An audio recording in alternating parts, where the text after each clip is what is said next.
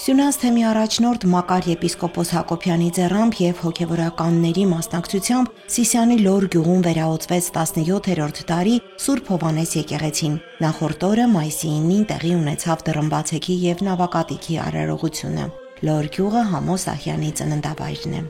Լոր գյուղում մենք ունենք երկու եկեղեցի՝ Սուրբ Հովհաննես եւ Սուրբ Գևորգ եկեղեցին։ 5 տարի առաջ արդեն իսկ եկեղեցին պատրաստ էր վերահոսման։ Պատարակներն ինում էր, բայց վեմ քարով եկեղեցին օծված չէր, ժողովուրդը սպասում էին, որ մեկ օր պետք է օծեն եւ այդ օրը այսօր էր։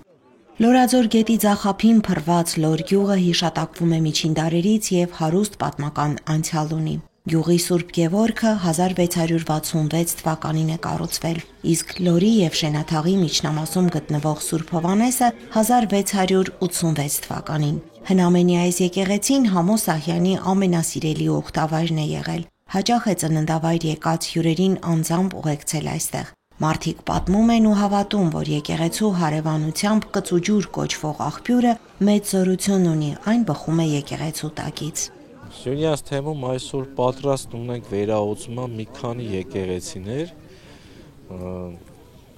Տեղ գյուղի Սուրբ Գևորգ եկեղեցին արդեն իսկ պատրաստ է 10-րդ դար։ Լոր գյուղի Սուրբ Գևորգ եկեղեցին արդեն իսկ պատրաստ է, մեր հավատացյալների ջանքերով վերակառուցվել է։ Փուխրուտի Քաջարանի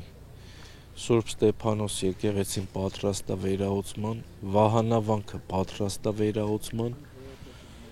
Որոտնավանքը եթե այցելել եք, արդեն մեծ աշխատանքներ են կատարում մեր հավատացյալների ջանքերով, ինչ որ մենք ասում ենք մեր հավատացյալների ջանքերով։ Սրբազան հայրը ուրախությամբ փաստում է, որ համայնքի անդամների նվիրական ջանքերի շնորհիվ են իրականացվում վերականգնման աշխատանքները։ Հավատացյալներն անհամբեր սպասում են, երբ են կրկին բացվելու պատմական սրբավայրերի դռները։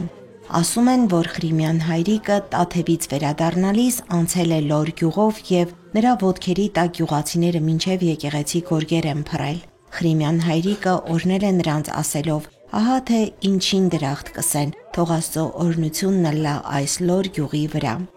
Լիաննա Չիչակյան, եկեղեցական կյանք։